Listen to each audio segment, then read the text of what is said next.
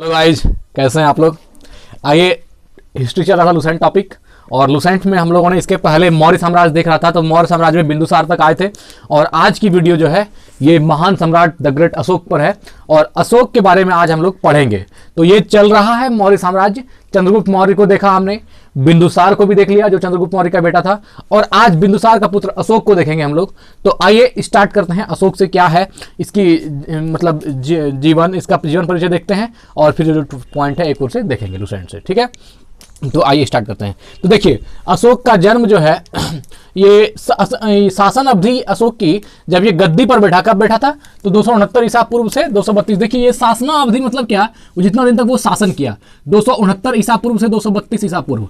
देखिए, सम्राट तो बहुत हुए, लेकिन अशोक और अकबर, इन दोनों का नाम इतिहास में बहुत, और सिकंदर का नाम इतिहास में अमर है। आप देखिए, इन दोनों के साथ महान भी लगा हुआ है ना, अशोक महान, अकबर महान। तो अशोक सम्राट का जो सबसे अलग चीज यह था कि बाद में जो उसका कलिंग युद्ध में हृदय परिवर्तन हुआ, उसके 2 साल पहले जो उन्होंने बौद्ध धर्म को धारण कर लिया था, तो हृदय परिवर्तन के बाद जो है एक शासक की जो जिंदगी, जो छवि भारत में दिखाई गई है, उससे साफ अलग हो जाता है। अशोक का छवि साफ अलग हो जाता है। एक परोपकारी धर्म, जो शाकाहारी जीवन जो होता है, उसको उन्होंने मेंटेन किया, और बाद में वो एक महान सम्राट कहलाए। तो आइए एक और से इनका सारा पॉइंट देखते हैं। शासना अवधि कब से कब है अशोक की, 269 ईसा पूर्व से 232 ईसा पूर्व, है ना। 269 ईसा पूर्व से 232 ईसा पूर्व, ये क्या है, इसकी शासन अवधि है। और पूर्ववर्ती, इसके पहले कौन हुए थे, पूर्ववर्ती मतलब इसके पहले का शासक कौन था, बिंदुसार था। और उत्तरवर्ती मतलब उनके बाद जो शासक हुए कौन हुए, दशरथ मौर्य। दशरथ मौर्य कहा जाता है कि ये कौन है, अशोक का पौत्र है। पौत्र मतलब पोता है, तो ठीक है ना। तो उत्तरवर्ती दशरथ मौर्य, और इसके पूर्ववर्ती कौन हुआ था, बिंदुसार, जो इसका फादर था, पापा था। ठीक है, तो आइए अगला पॉइंट देखते हैं। इनका जन्म कब हुआ था, 304 ईसा पूर्व में। अशोक का जन्म कब हुआ, 304 ईसा पूर्व में। 13 अप्रैल को कहां हुआ था, पाटलिपुत्र पटना में, है ना। पाटलिपुत्र, इसको पटना बोलते हैं हम लोग। तो इसका जन्म 304 ईसा पूर्व में 13 अप्रैल। देखिए, मगर ये मौर्य साम्राज्य तो पाटलिपुत्र में है ही, तो पाटलिपुत्र में ही ना जन्म होगा। तो इनका जन्म कहां हुआ, 304 ईसा पूर्व में 13 अप्रैल, पाटलिपुत्र। आपने देखा बिंदुसार का भी जन्म पाटलिपुत्र, तो अशोक का भी जन्म कब हुआ, 304 ईसा पूर्व 13 अप्रैल को पाटलिपुत्र में। इनका जीवन संगी मतलब जिनसे शादी हुआ इनका, तो देखिए यहाँ 4 है। एक है देवी, दूसरा है कारुवाकी, तीसरा पद्मावती, और चौथा तिस्रक्षिता। इन चारों से इनका शादी हुआ। जीवन संगी या जो समझिए, उस समय राजा तो बहुत सारा किया करते थे। तो क्या हो गया, देवी, है ना, कारुवाकी, पद्मावती, तिस्रक्षिता। और संतान कौन कौन है देखिए, तो महेंद्र, संघमित्रा, तिवल, कुणाल और चारुमती, ये चारों क्या हैं, अशोक के संतान है। लेकिन आपको जिक्र जो है संघमित्रा का और महेंद्र का ज्यादा मिलेगा, जो श्रीलंका में प्रचार करने के लिए भेजा था बौद्ध धर्म का अशोक ने। तो कौन कौन संतान है, महेंद्र, संघमित्रा, तिवल, कुणाल और चारुमती। और इधर जो है उनकी जीवन संगनी शादी हुआ, देवी, कारुमती, पद्मावती और तिस्रक्षिता। और जानते हैं अशोक के पिता का क्या नाम था, बिंदुसार। और अशोक की माता कौन थी, सुभद्रांगी। अशोक किसका पुत्र था, सुभद्रांगी का, है ना। तो अशोक की माता सुभद्रांगी, और पिता कौन था, बिंदुसार था। ठीक है, यहां तक देख लिए। अशोक ने 23 विश्वविद्यालय की स्थापना कराई थी। 23 विश्वविद्यालय की स्थापना भी कराई थी। ये बुद्ध अनुयायी होने के स्मृति में इन्होंने कई स्तंभ खड़े किए, जो आज भी नेपाल में लुम्बिनी में, माया देवी मंदिर के पास सारनाथ में, बौद्ध मंदिर बोधगया में, कुशीनगर में, एवं आदि श्रीलंका, थाईलैंड, चीन, इन देशों में आज भी अशोक स्तंभ के रूप में देखे जा सकते हैं। मतलब आज भी अशोक स्तंभ के रूप में ये चीज आपको मिल जाएगा। तो आइए अब यहां से स्टार्ट करते हैं। बिंदुसार का उत्तराधिकारी कौन था, अशोक महान हुआ। बिंदुसार का उत्तराधिकारी कौन हुआ, अशोक महान हुआ, जो 269 ईसा पूर्व में मगध की राजगद्दी पर बैठा। तो अशोक जो है मगध की राजगद्दी पर कब बैठा, 269 ईसा पूर्व। कहीं कहीं पर 270 भी मिलता है, लेकिन ये लुसेंट 269 बता रहा है। बिंदुसार का उत्तराधिकारी अशोक महान हुआ, जो 269 ईसा पूर्व में मगध की गद्दी पर बैठा। आगे देखते हैं। राजगद्दी पर बैठने के समय अशोक अवंती का राज्यपाल था, है ना। अशोक अवंती का राज्यपाल था। राजगद्दी पर बैठने से पहले जो है अशोक क्या था, अवंती का राज्यपाल था। आपने पढ़ा है अशोक और सुसीम, जो उसका पुत्र था बिंदुसार का, उसमें से अशोक सबसे योग्य था, और इसलिए अशोक वहां का राज्यपाल था। कहां का, जब राजगद्दी पर बैठा तो अशोक जो है अवंती का पहले से राज्यपाल था। आगे देखते हैं। मास्की और गुर्जरी, मास्की और गुर्जरा अभिलेख में अशोक का नाम अशोक मिलता है ना। तो मास्की और गुर्जरा ये अभिलेख है, इंपॉर्टेंट क्वेश्चन है ये। मास्की और गुर्जरा अभिलेख में अशोक का नाम क्या मिलता है, अशोक मिलता है। ठीक है, पुराणों में अशोक को अशोक वर्धन कहा गया है। पुराणों में अशोक को क्या कहा गया है, अशोक वर्धन। पुराण में अशोक को अशोक वर्धन कहा गया है।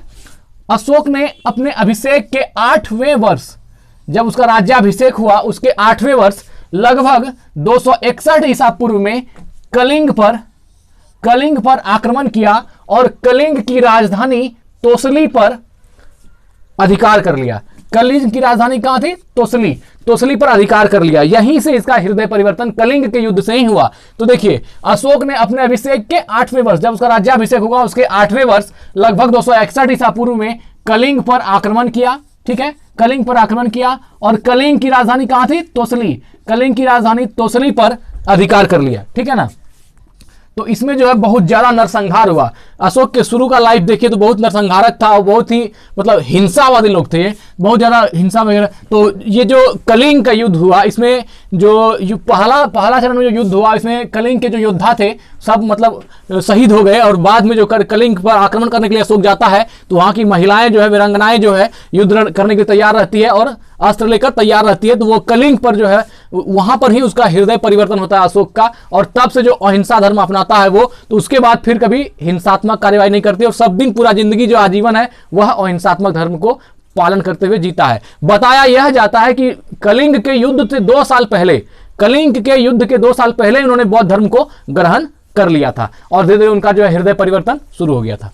आइए देखते हैं। फिर देखिए, प्लिनी का कथन है कि मिस्र का राजा फिलाडेल्फस, है ना, प्लिनी का कथन है कि मिस्र का राजा फिलाडेल्फस टॉलमी द्वितीय ने, है ना, प्लिनी का कथन है कि मिस्र का राजा फिलाडेल्फस टॉलमी द्वितीय ने पाटलिपुत्र में डियानिसियस, है ना, डियानिसियस नाम का एक राजदूत भेजा था। कहां? अशोक के दरबार में। क्या कह रहा है प्लिनी कि मिस्र का राजा कौन था? फिलाडेल्फस था, है ना, टॉलमी द्वितीय जिसका नाम है, ने पाटलिपुत्र में, टॉलमी द्वितीय ने या फिर कहिए फिलाडेल्फस ने पाटलिपुत्र में डियानिसियस नाम का एक राजदूत जो है अशोक के दरबार में भेजा था। ठीक है, अब आगे देखते हैं। उपगुप्त नामक बौद्ध भिक्षु ने अशोक को बौद्ध धर्म की दीक्षा दी। ये जिसने कि इसको बौद्ध धर्म की दीक्षा दी, क्या नाम है उनका? बौद्ध भिक्षु का उपगुप्त। तो उपगुप्त नामक बौद्ध भिक्षु ने अशोक को बौद्ध धर्म की दीक्षा दिलाई थी। ठीक है, आगे देखते हैं। अशोक ने आजीविकों को रहने हेतु, आजीविक संप्रदाय आप जानते ही हैं, अशोक ने आजीविकों को रहने हेतु बराबर की पहाड़ियों में 4 गुफाओं का निर्माण करवाया, जिनका नाम क्या क्या है ना, जिनका नाम कर्ज, चौपार, सुदाम तथा विश्व झोपड़ी था। तो अशोक ने आजीविकों के रहने के लिए 4 गुफा का निर्माण कराया, जिसका नाम क्या क्या था? एक का नाम था कर्ज, चौपार और सुदाम। ये सारा क्या है? ये अशोक के रहने के लिए जो है गुफा का नाम रखा था आजीविकों को रहने के लिए। कर्ज, चौपार, सुदामा और विश्व झोपड़ी। विश्व झोपड़ी ये 4 नाम है उस गुफा का जहां की आजीविकों को रहने के लिए अशोक ने जो स्थान बनवाया था। अब देखते हैं, अशोक के पौत्र, है ना, अशोक के पौत्र दशरथ ने आजीविकों को नागार्जुन गुफा प्रदान किया था, है ना। अशोक, यहाँ ये जो गुफा का बात हुआ इसलिए दशरथ को ला दिया बीच में, ये समझाने के लिए कि अशोक के पौत्र दशरथ ने भी जो है आजीविकों को नागार्जुन गुफा प्रदान किया था रहने के लिए। आजीविकों के लिए कौन सा गुफा प्रदान किया था? तो नागार्जुन गुफा प्रदान किया था अशोक के पौत्र दशरथ ने। अब देखिए, अशोक की माता का नाम क्या था? सुभद्रांगी था, जानते ही हैं।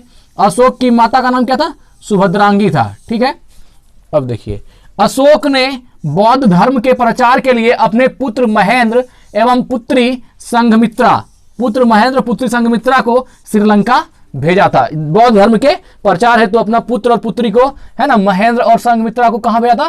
श्रीलंका भेजा था। मतलब कि बौद्ध धर्म में इतने रम गए थे कि बौद्ध धर्म का प्रचार प्रसार ही इनके बाद के जिंदगी का सबसे बड़ा लक्ष्य हो गया था और मरते दम तक बौद्ध धर्म का प्रचार करते रहे। तो ऐसा ये हो गया और इसीलिए अपने पुत्र और पुत्री को भी श्रीलंका बौद्ध धर्म के प्रचार के लिए भेजा। भारत में शिलालेख का प्रचलन सर्वप्रथम अशोक ने किया। ये बहुत ही ज्यादा इंपॉर्टेंट क्वेश्चन है कि भारत में सबसे पहला शासक जिसने शिलालेख का प्रचलन किया कौन है? अशोक, है ना। शिलालेख का प्रचलन सबसे पहले भारत में किसने किया? अशोक ने किया।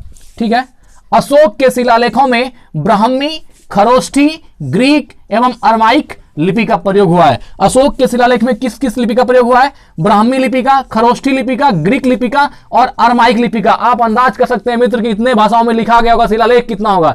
और शिलालेख जो पहली बार इनके दिमाग में आया वो इसलिए आया था क्योंकि जब इसका बौद्ध धर्म जो परिवर्तन हो गया तो बौद्ध धर्म में परिवर्तन के कारण बौद्ध अनुयायी होने की स्मृति में ये जो अपने आप में जो परिवर्तन हुआ तो इस स्मृति के लिए उन्होंने शिलालेख स्टार्ट किया था। और उसी स्मृति में, उस स्मृति के मतलब संयोग से उसने इतना शिलालेख खड़ा किया। आप देखिए हमें मिलता है बौद्ध अनुयायी होने की स्मृति में उन्होंने कई स्तंभ खड़े कर दिए। आज भी नेपाल में लुम्बिनी में माया देवी मंदिर के पास, सारनाथ में, बौद्ध मंदिर में, बोधगया में, कुशीनगर में और देखिए एवं आदि श्रीलंका, थाईलैंड, चीन, इन देशों में अशोक स्तंभ के रूप में आज भी देखे जा सकते हैं। ये ऑलरेडी अभी भी है, ये खत्म नहीं हुआ है। तो ये मूल रूप से ये स्मृति जो इनकी है बौद्ध अनुयायी होने का, इस स्मृति के चलते जो है शिलालेख बनाना शुरू किया।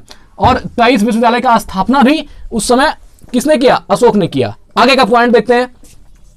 ग्रीक एवं अरमाइक लिपि का अभिलेख अफगानिस्तान से, खरोष्ठी लिपि का अभिलेख उत्तर पश्चिम पाकिस्तान से और शेष भारत से ब्राह्मी लिपि का अभिलेख मिले हैं। देखिए क्या कर रहा है, ग्रीक एवं अरमाइक लिपि का अभिलेख अफगानिस्तान से। तो यह भी क्वेश्चन इंपॉर्टेंट है कि ग्रीक और अरमाइक लिपि का अभिलेख कहां से मिला है? अफगानिस्तान से, है ना। ग्रीक एवं अरमाइक लिपि का अभिलेख कहां से मिला है? अफगानिस्तान से मिला है।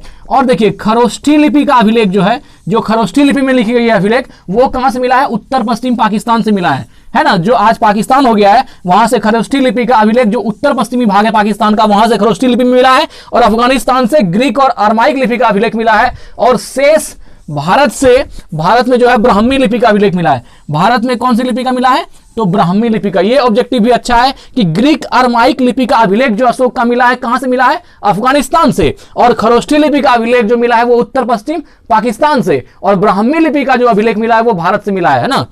तो इतने अभिलेखों में इन्होंने इतने भाषाओं में अभिलेख लिखा है। तो बहुत ही इंपॉर्टेंट क्वेश्चन था, एग्जाम के व्यू से देखिएगा इसको। आगे देखते हैं। सम्राट अशोक का साम्राज्य आज का संपूर्ण भारत, अब ये बता रहा है कि जो अभी वर्तमान समय में जो अशोक को देखा जाए कि उसका राज्य कितना दूर तक फैला हुआ था, तो ये श्रीलंका, बांग्लादेश सबको लेकर के समेट दिया है। और आप देखिएगा कि पूरे भारत में जितना बड़ा अखंड भारत जो आज जिसको हम कह रहे हैं, उससे कितना बड़ा साम्राज्य अशोक का था। और कहता है कि इतना बड़ा साम्राज्य ना तो भारत का आज तक चंद्रगुप्त के समय में नहीं था जितना बड़ा कि अशोक के समय था। उससे ज्यादा साम्राज्य किसी का विस्तार नहीं हुआ है। आइए नेक्स्ट पॉइंट देखते हैं। सम्राट अशोक का साम्राज्य आज का संपूर्ण भारत, पाकिस्तान, अफगानिस्तान, नेपाल, बांग्लादेश, भूटान, म्यांमार के अधिकांश भूभाग पर था। यह विशाल साम्राज्य उस समय तक से आज तक का सबसे बड़ा भारतीय साम्राज्य रहा है। ठीक, आगे देखते हैं। सम्राट अशोक प्रेम, सहिष्णुता, सत्य, अहिंसा एवं शाकाहारी जीवन प्रणाली के सच्चे समर्थक थे। इसलिए उनका नाम इतिहास में महान परोपकारी सम्राट के रूप में भी दर्ज हो चुका है। तो ये था अशोक। और इसके बाद जो है हम लोग अशोक के बाद जो नेक्स्ट पॉइंट होगा ये मौर्य साम्राज्य का ही होगा। और उसमें अशोक के शिलालेख के बारे में जितना शिलालेख लिखा है उन्होंने, तो जितना जो मोस्ट है उसके बारे में हम लोग बातें करेंगे, वो अगली वीडियो में मिलेंगे। तब ठीक है, तब यहीं छोड़ देते हैं फिर। धन्यवाद, स्वस्थ रहें, वृद्धजनों की सेवा करें। धन्यवाद।